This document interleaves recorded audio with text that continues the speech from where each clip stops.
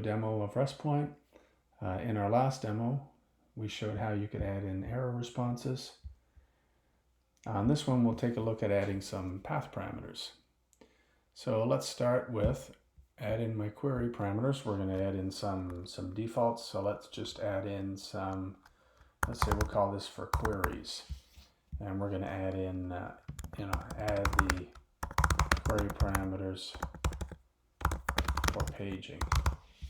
So I'm going to add in this, let's say we're going to call this the cursor and the count. So we pass a cursor back each time. This is where we are in this sliding window of data, and this is how many we want to fetch. So I'm going to add that path parameter, and we'll call that queries. Now let's come back up here, and we're really only going to apply that to the get of stocks because we want to page through our list of stocks. So I'm going to grab this, pick queries, and then I'm going to save. And then let's go up here and go to our Open API document. So now we'll come down into our stocks. Right at the top here. And what we'll see now is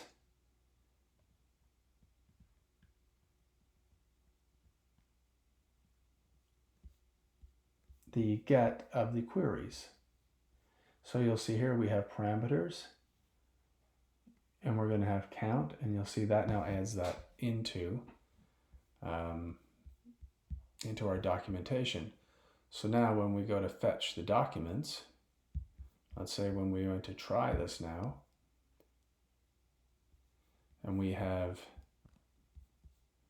get stocks, try this out, you'll see it gets the extra query parameters, and then we can page through. So path parameters are handy now, and we will show in later demos how you can use this in your scripting to actually implement when combining with low business logic, to actually low code business logic to use that path parameter and page through the different results.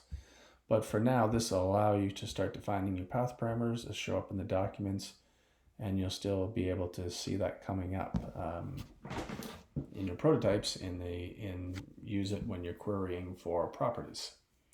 So what we'll do here now is we're going to add in another deployment here, and we're going to call this beta 6, and we're going to say added error responses and query parameters. And we're going to say deploy.